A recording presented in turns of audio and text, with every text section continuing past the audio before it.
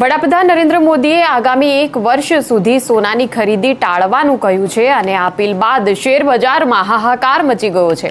Market ખુલતાની સાથે જ આજે શેર બજારમાં કડાકો જોવા મળ્યો। સેન્સેક્સ અને નિફ્ટીમાં મોટો કડાકો જોવા મળ્યો હતો, જ્યાં સેન્સેક્સ 944 પોઈન્ટના ઘટાડા સાથે ખુલ્યો હતો અને નિફ્ટીમાં પણ 275 પોઈન્ટનો ઘટાડો જોવા મળ્યો હતો।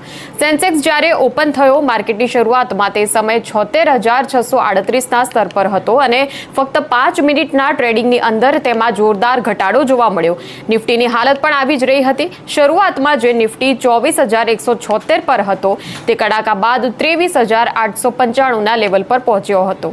માર્કેટની આ સ્થિતિ પાછળ ક્રૂડ ઓઇલના ભાવમાં વધારો, યુએસ ઈરાન શાંતિ પ્રસ્તાવની નિષ્ફળતાના કારણો તો છે જ, પરંતુ વડાપ્રધાન નરેન્દ્ર મોદીએ જ્યારે નાગરિકોને એવી અપીલ કરી કે બિનજરૂરી સોનું ખરીદવાનું હવે ટાળજો, પેટ્રોલ અને ડીઝલને બચાવવા માટે પણ વડાપ્રધાન નરેન્દ્ર મોદીએ જે અપીલ કરી છે, વર્ક ફ્રોમ હોમ અપનાવવા જેવી વાતો થઈ રહી છે, તેના કારણે માર્કેટમાં એક પેનિકનો માહોલ જોવા મળી રહ્યો છે।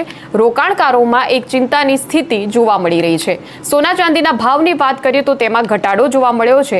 હાલ સોનું 600 રૂપિયાના ઘટાડા સાથે 1,52,018 પર ટ્રેડ કરી રહ્યું છે। ચાંદી સરેરાશ ભાવ ઘટાડો જોવા મળી રહ્યો છે। અત્યારે ચાંદી 2,74,900 પર જોવા મળી રહ્યો છે।